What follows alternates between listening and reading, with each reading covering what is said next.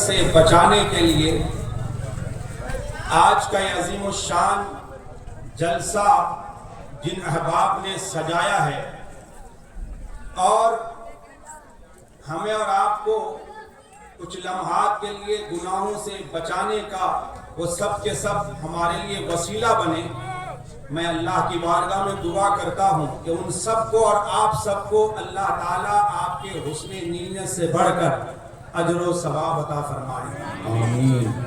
وقت میرے پاس بہت کم ہے، بغیر کسی تمہیدی کلمات کے میں آیت پاک کی روشنی میں گفتگو کرنے کی سعادت و جسارت حاصل کرنے جا رہا ہوں۔ بڑی مشہور و معروف آیت کریمہ کی تلاوت کا میں نے شرف حاصل کیا ہے۔ یہ وہ آیت ہے، عام طور پر آپ جب اپنی نماز مکمل کرتے ہیں، درود ابراہیم کے بعد آپ اسی آیت کو دعائے معصورہ کے طور پر آپ اس کو پڑھتے ہیں۔ اس میں شروع میں آپ لفظ اللہم بڑھا دیتے ہیں اور آپ یوں عرض کرتے ہیں اللہم رب اجعلنی مقیم الصلاۃ۔ اب غور یہ کرنا ہے کہ کبھی آپ نے سمجھنے کی کوشش کی، کبھی آپ نے اس پر غور و فکر کیا کہ آپ اللہ سے کیا عرض کر رہے ہیں، آپ اللہ سے کیا فریاد کر رہے ہیں؟ آپ نماز اختتام کرنے جا رہے ہیں، نماز سے باہر نکلنے والے ہیں، اب نماز خود ہی آپ سے کہتی ہے نہیں، ایسے نہیں نماز سے باہر نکلو گے، پہلے آپ اللہ کی بارگاہ میں یہ دعا تو کرو جس کی توفیق سے آپ رب کی بارگاہ میں آئے ہو، جس کی توفیق سے آئے ہو۔ یاد رکھیے اللہ کی بارگاہ میں وہی جاتا ہے جسے اللہ توفیق عطا فرماتا ہے، جس پر اللہ کا خاص انعام ہوتا ہے، جس پر اللہ کا خاص احسان ہوتا ہے۔ میرے بھائیو یاد رکھو، بغیر توفیق خداوندی کے بندہ سجدہ نہیں کر سکتا، نماز نہیں پڑھ سکتا، بغیر توفیق خداوندی کے بندہ مسجد میں جا نہیں سکتا۔ مسجد میں وہی جاتا ہے، مصلی وہی بچھاتا ہے، نماز وہی پڑھتا ہے جسے اللہ توفیق عطا فرماتا ہے۔ جب اللہ نے توفیق دی، کرم فرما دیا، رب کی بارگاہ میں آپ پہنچ گئے، تو اب اللہ تعالیٰ اپنی بارگاہ میں بٹھا کر آپ سے یوں دعا کر رہا ہے، بندہ جب میری توفیق سے آ گئے ہو، جب میرے انعام سے آ گئے ہو، جب میرے احسان فرمانے پر میری بارگاہ میں آ ہی گئے ہو، تو یوں ہی نماز ختم نہیں کرو گے، بلکہ مزید تم مجھ سے دعا کرو، عرض کرو، اے میرے رب پروردگار مولا مجھے مستقل نمازی بنا دے۔ سبحان اللہ سبحان اللہ۔ سب سے پہلے تو آپ اس پر غور کریں، آپ کہتے کیا ہو؟ رب اجعلنی، یہ رب سے رب ہے، رب کا معنی ہے پالنے والا، پرورش فرمانے والا۔ کیسا وہ پالنے والا، کیسا وہ ہمارا پالنہار ہے؟ کبھی آپ نے اس پر غور کیا؟ اگر کاش غور کیے ہوتے تو یقیناً آپ اس کے سچے بندے بن جاتے، آپ کامل مومن بن جاتے، یقیناً آپ نمازوں سے نہیں بھاگتے، آپ سجدوں سے نہیں بھاگتے، آپ مسجدوں کو صرف رمضان ہی میں آباد نہیں کرتے بلکہ 12 مہینے آپ مسجدوں کو آباد کرتے ہوئے نظر آتے۔ آپ نے کبھی سمجھنے کی کوشش نہیں کی۔ ذرا آپ لفظ رب پر تو غور کریں، رب کا لغوی معنی ہوتا ہے پالنے والا، پالنہار۔ کیسا وہ ہمارا پالنہار ہے، کیسا پالنے والا ہے؟ کبھی آپ نے غور کیا جب میں یا آپ یا دنیا کا کوئی بھی انسان جب دنیا میں آنے والا ہو، اس سے پہلے جب ماں کے شکم میں ہوتا ہے تو ذرا پرورش کا انداز رب کا دیکھیں، کس طرح سے وہ آپ کی پرورش فرما رہا ہے۔ ماں کے پیٹ میں بچہ ہے، رب کس طرح سے اس بچے کی پرورش کر رہا ہے۔ کبھی آپ نے غور کیا جب بچہ ماں کے پیٹ میں ہوتا ہے، یاد رکھیے ماں جو کھاتی ہے وہی غذا خون بن کر کے بچے کے جسم میں پہنچتا ہے۔ میرے بھائی مائک چلاتے چلاتے موبائل چلانے بیٹھ گئے، اس لیے جو ہے مائک میری آواز کو، میرے ہونٹ کو خشک کر رہا ہے۔ یہ سوکھا پن کیوں، یہ روکھا پن کیوں، منہ خشک کیوں ہو رہا ہے؟ کیا کمی ہے اس میں؟ آپ درست کرو، صحیح کرو۔ مائک تو آپ کا بڑا شاندار ہے، مائک کا جواب نہیں ہے میاں۔ ذرا جب مائک کا جواب نہیں ہے تو وہ کام، ایسا کام تو نہ کرو کہ جس سے منہ سوکھنے لگے۔ ہاں کیا محبت والے لوگ ہیں بھائی، ہاں یہ کیا کم ہے؟ مجھ میں کمی نہیں ہے، آپ ہی میں کوئی کمی ہے، کچھ نہ کچھ گڑبڑی کہیں نہ کہیں ہے جس کی وجہ سے مجھے خوشک ہے۔ اب ایسے تو دمدار سبھی نہیں ہے نا، قاری اعجاز کی طرح، نہیں سمجھے؟ اللہ نے ان کو ملکہ دیا، یہ اپنی آواز کو وہاں تک پہنچا دیں گے بغیر مائک کے، نہ ہم چیخنے والے نہ چلانے والے۔ جہاں سنجیدگی کے ساتھ میری گفتگو آپ سننے کی، سماعت فرمانے کی زحمت فرمائیں۔ میں جہاں آپ کو لے جانا چاہ رہا ہوں، میں اپنی تقریر اپنی گفتگو کبھی بھی علماء کے لیے نہیں کرتا، بلکہ سامنے جو سامعین بیٹھے ہوتے ہیں، میں یہ چاہتا ہوں کہ ذہن و دماغ میں اپنی بات اتار دوں، وہ سمجھے میری بات۔ میں عرض کر رہا تھا رب کا معنی پالنے والا۔ کبھی غور کیا آپ نے، جب بچہ ماں کے پیٹ میں ہوتا ہے، ماں جو کھاتی ہے وہی غذا خون کی شکل میں بچے کے جسم میں پہنچتا ہے، مگر وہ خون کہاں سے پہنچتا ہے؟ منہ سے نہیں بلکہ ناف سے پہنچتا ہے، ناف کے ذریعے سے پہنچتا ہے، یہاں نالی ہوتی ہے۔ آپ دیکھتے نہیں جب بچہ پیدا ہوتا ہے تو وہ نلی کاٹی جاتی ہے، ہاں ناف کاٹا جاتا ہے، آپ نے دیکھا ہے نا، ایک نالی ہے، اسی سے وہ خون پہنچتا ہے۔ اب غور کرنے کا مقام یہ ہے کہ جب بچہ ماں کے پیٹ میں تھا، اللہ چاہتا تو اس خون کو پہنچا سکتا تھا، مگر اللہ نے منہ سے نہیں پہنچایا، ناف سے پہنچا رہا ہے۔ کبھی آپ اس پر غور کیا آپ نے؟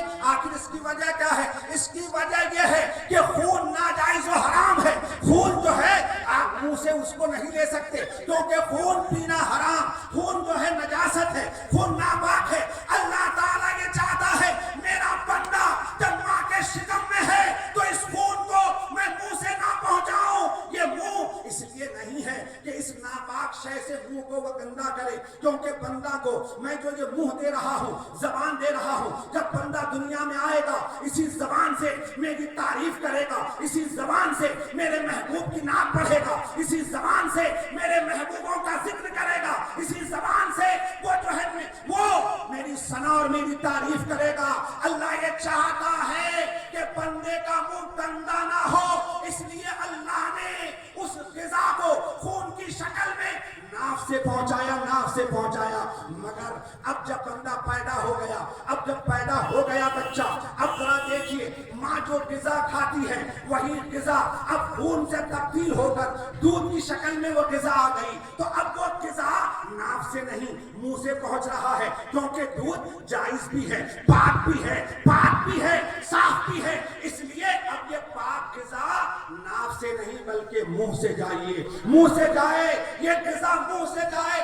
اصل میں قرآن ہمیں یہ سمجھانا چاہتا ہے، رب یہ پیغام دینا چاہتا ہے، بندہ تو غور تو نہیں کرتا، جب تم ماں کے پیٹ میں تھا میں نے تیرے منہ کو ناپاک شے سے بچایا ہے، تو بے اختیار تھا، تو بے اختیار تھا، تیرے اختیار میں کچھ نہیں تھا، جب تم ماں کے پیٹ میں تھا تو بے اختیار تھا، اس لیے میں نے اس خون کو تیرے ناف سے پہنچایا، اور جب تو پیدا ہو گیا اب میں نے تجھے اختیار دیا ہے، اب اختیار دیا ہے، اب میں یہ چاہتا ہوں کہ یہ جو ہے جائز چیز ہے، پاک چیز ہے، اسے ناف سے نہیں بلکہ منہ سے لو۔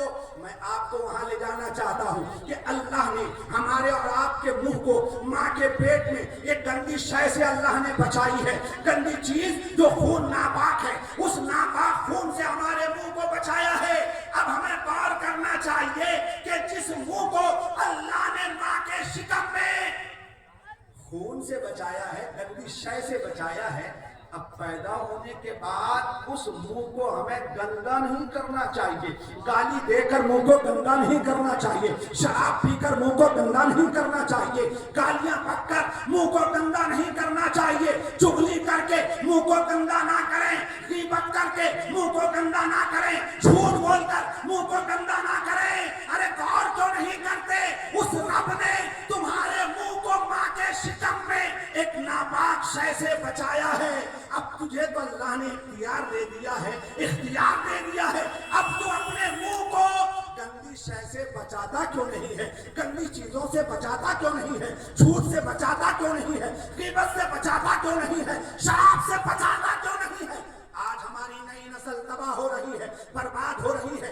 آپ جس علاقے میں جائیے، جہاں بھی جائیے، محاسبہ کیجئے تو معلوم یہ ہوگا کہ اس علاقے کے اکثر نوجوان شرابی ہو رہے ہیں، جوانی ہو رہے ہیں، شرابی ہو رہے ہیں، شراب کی لت پڑ گئی ہے، گنجا پی رہے ہیں، نشہ کر رہے ہیں، نشہ کی لت پڑ گئی ہے۔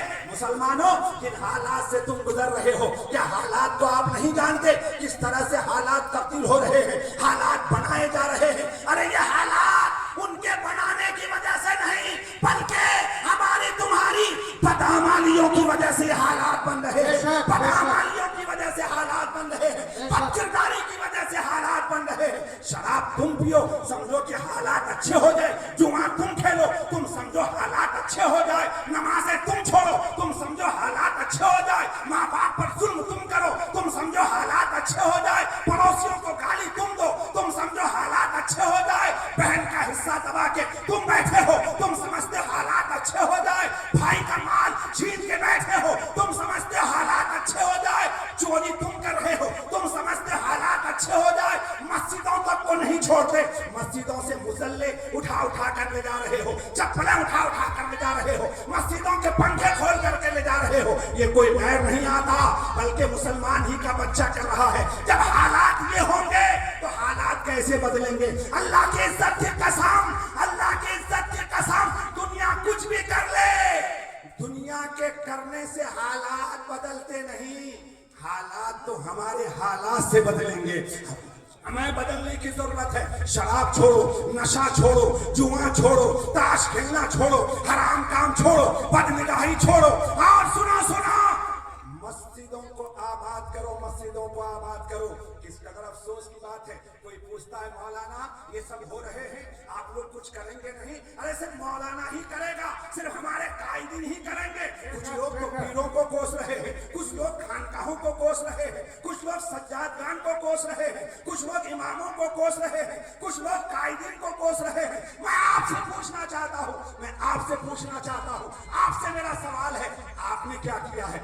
आपने क्या किया है? आप सिर्फ टीवी के सामने बैठ करके न्यूज ही देखते रहोगे कि इसने क्या बोला, उसने क्या बोला, ये क्या हो रहा है, वो कौन सा बिल पास हो रहा है, तुम यही करोगे? क्या तुम अपने दिल पर हाथ रखकर मुझे इस सवाल का जवाब दो, क्या कभी तुमने रात की तन्हाई में मुसल्ला बिछाकर अल्लाह की बारगाह में रो रो कर तुमने दुआएं की, तौबा तुमने की, गुनाहों से तुमने तौबा की, शराब से तुमने तौबा की, माँ बाप की नाफरमानी से तुमने तौबा की, ताश से तुमने तौबा की, जुए से तुमने तौबा की, ये आवारा वाली जिंदगी, ये अय्याशी वाली जिंदगी, ये ज़िना वाली जिंदगी, ये हरामकारियां जो तुम कर रहे हो, तुमने इससे तौबा की, जबकि कुरान कहता है तूबू इलल्लाहि जमीआ।